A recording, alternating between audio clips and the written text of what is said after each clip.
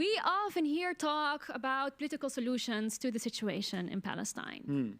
We often hear about this idea about having two states. Yes. And then you also have the idea about the one-state solution. Can you tell us about that? What is it? Right. Well, to start off, so I'm director of a UK-registered NGO called One Democratic State in Palestine. And we promote the one-state solution. And we also are supporting a new initiative called the One Democratic State Initiative. We have a website you can go to. It's odsi.co. In case you need to click. Yeah, I think we'll, at the end of the slide set, I think it comes up. Oh, it's already there. Great, fantastic.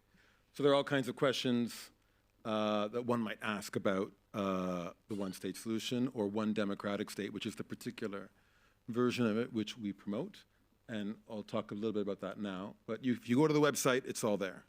The two-state solution is something we've been supposedly negotiating for decades. And we still don't have Western countries even acknowledging the existence of a Palestinian state. I think it's been, perhaps, I could be corrected, I think it's almost 20 years since we've actually had formal negotiations of any kind, even the pretext. But this, this talking point, which Western governments repeatedly trot out, that the only solution to what they would call the conflict, what I would say is Zionist colonialism in Palestine. But they would say the only solution to the conflict in the country is the two-state solution. And this talking point really is a smokescreen, because while they're saying that the only solution is a two-state solution and there should be two states, they are not doing anything to facilitate it. They're not acknowledging a Palestinian state. They're not facilitating good faith negotiations. They're doing absolutely nothing to bring that two-state solution into being. On the contrary, they continue to arm Israel to the teeth. You clicked on purpose? I've not clicked on purpose, but okay.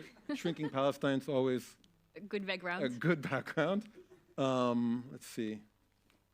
So the one-state solution, the idea of ODS is to take a realist perspective where we look at the facts on the ground and we begin with where we are. It's not always been that way. It was official Palestinian policy, the Palestine Liberation Organization adopted one state as its objective in 1969, and that was official policy until around 1988, when we were sort of corralled into the two-state process. Edward Said kind of picked up the torch, and in the 90s was a really vociferous proponent of a one-state solution. And in those decades, it was very much based on an ethical and an idealistic argument, very similar to the points raised by Dr. Abu Sitta, which is to say, if we want to give the Palestinians their rights to freedom for the Palestinians under occupation, equality for the Palestinians with Israeli citizenship, and justice for the Palestinian refugees so they can return, we can do that without adopting a zero-sum posture that says or presupposes that that means, as is often a Zionist talking point, that the Palestinians want to throw the Jews into the sea. I mean, what Dr. Abu Sitta's research makes clear is that there's space for everyone. What there isn't space is for the tremendous violence and militarized violence imposed on the Palestinians in the name of replacing them instead of living with them. So the idea of a one-state solution of ODS is to imagine a future where the Jewish inhabitants of the land cease to seek to be masters of the land and masters of the current inhabitants, cease to seek to expel the current inhabitants and replace them, and rather, instead of being colonists, just become immigrants. And Dr. Abu Sitta's research makes entirely clear that is possible. Now, we're living in a moment where the one-state solution is really being discussed a lot more. Why do you think that is? Because it's inevitable. Because it's inevitable. Precisely because the two-state solution is a smokescreen. It's just a matter of, even Hillary Clinton herself, 20 years ago, said the current situation is unsustainable. But she also said, as a good promoter of empire, that there's no reason why it can't be sustained for 20 more years. Okay. Well, even by Hillary Clinton's own clock, the sustainability of the current status quo situation is running out. It's inevitable because there is no other way to share this land. Well, that's my next question. Why is there no other way? Why is this the solution? I mean, not only is it the most ethical and just solution, in that to give Palestinians their rights does in no way require, throwing Jewish Israelis into the sea.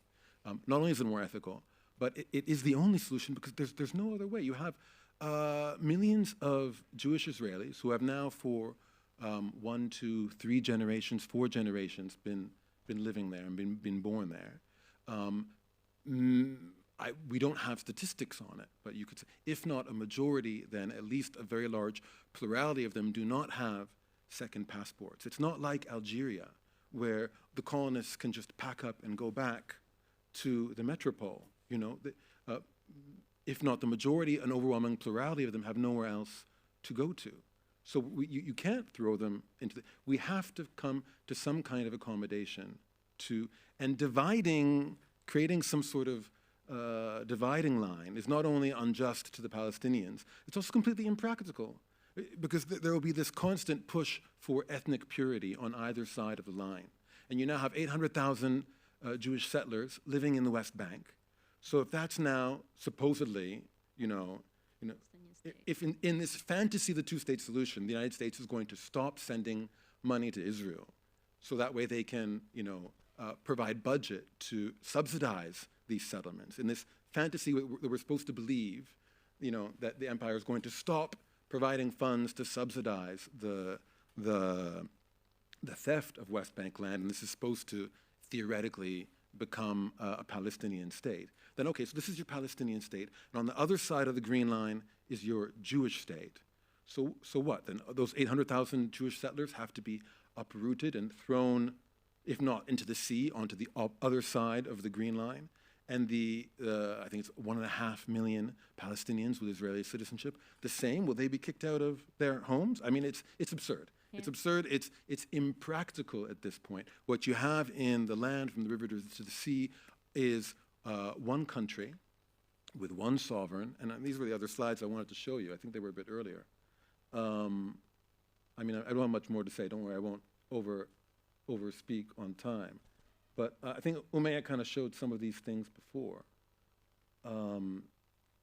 The Israeli government controls the borders, so you can't import, export, leave. You pay a head tax if you dare to enter the territory from Jordan instead of from Ben Gurion Airport in Tel Aviv.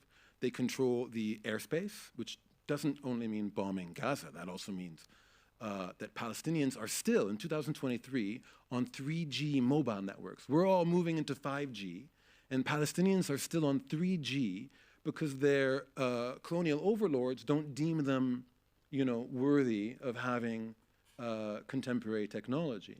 Now, there are many conclusions one can draw from all of this, from the checkpoints, from the apartheid roads, but the point that I'm trying to make here is that there is one sovereign. There's one. Israel controls the birth and death registry in the West Bank and in the Gaza Strip. You cannot be born or die without Israel's permission. And they want us to believe that this is a future Palestinian state and they're in some sort of good faith process. No, there is one sovereign. There's one in Max Weber, the famous German sociologist. He said the state is the organization that has a monopoly on violence. There's one state that has a monopoly of violence in the totality of this territory, and that is the Israeli state. What is missing are equal rights. So the idea of one democratic state is to begin with where we are, accept reality, accept there will not be a Palestinian state, accept that there are people with all kinds of religious, ethical, philosophical ideas and backgrounds living in this space, and to begin from there and say we can share the land and all live together. And some things are not zero sum. I mean, if I go to the beach in Jaffa, I do not deny the possibility for someone else to also go to the same beach. In fact, once a year, Israel provides permission for Palestinians in the West Bank to go to the beach in Jaffa, and nothing bad happens. The sky doesn't fall. The Jewish Israeli citizens of Israel aren't deprived of any fundamental rights. They can also, and often do, go to the exact same beach on the exact same day. So the land can be shared. So the one-state solution is now entering this phase because of its inevitability, that it's just a question of time when this machine ends, that the people who are stuck in this land will be forced to find a way to live together, and that means sharing the single country that is there. We're seeing a shift now from an idealistic tone to, in Foreign Affairs, very prestigious American journal. I mean, these are the great and the good of American foreign policy. Recently published 4 very senior American academics making the same argument that we're not promoting the one-state solution now because we believe in kumbaya and peace, because there is one state there, and there is no two-state process, and there will never be 2 states. So what we need to do now is talk about what kind of a state we have. And the single state we have now is an apartheid state. B'Tselem, the Israeli human rights organization, was the first to describe. They were not the first, but the first that the world listened to. The first listened to, thank you. I think it was just 2 years ago, shortly followed by Human Rights Watch. Now Amnesty, not so many months ago, came out with their big report saying, what we have in the country is a single apartheid state. So it is apartheid. So now we have one state, it's an apartheid state, and the question is, how do we move from an apartheid state to a post-apartheid democracy? And my organization, our initiative, ODSI.co, is about setting a mark about where we want to be, where we want to go, and saying that state needs to be democratic, a state for all its citizens, secular, i.e. A state for all its citizens, regardless of their religious, ethnic, or other confessional association. And that is our vision, that is our goal, and that's what we're pushing for. Nice. So I actually wanted to say that, we were used to this idea of the two-state solution was promoted as the realistic one, and the one state as this idealistic, the utopia kind of idea. But there is a shift in there, and I think it also makes sense because we've seen historical examples of the idea of the two-state solution being a totally messed up solution. If you look at India and Pakistan, for example, or history taught us that you cannot just, bring people together and throw them outside of the other border to create a nation state that is for one specific group. So I thought it was interesting to see that finally we caught up to also historical lessons and saying, no, look at, it is realistic. It is not only this nice idea that we have. And you already talked about your organization, how you want to do it. Can you give more specific ideas on what we need to do or what needs to be done also to bring maybe the Israelis, because I had an interview with an anti-Zionist Israeli Jew who told me, as a Jewish Israeli person will never give up their privilege as long as they don't see the need to. They will not give up their entitlements. And it's not only specific to Israeli Jews, I think it's in general. They will only do that when the cons are more than the pros. So is there anything on that regard that we can do? I think that's something maybe we can pick up a little bit more in the panel after. That's a tough question. I mean, that's something that we're working on. There are anti-Zionist Israeli Jews. They're extremely small in number. They're growing. We seek to work with them. To be continued. Yes. Yes, thank you very much. Okay. Very good. Okay.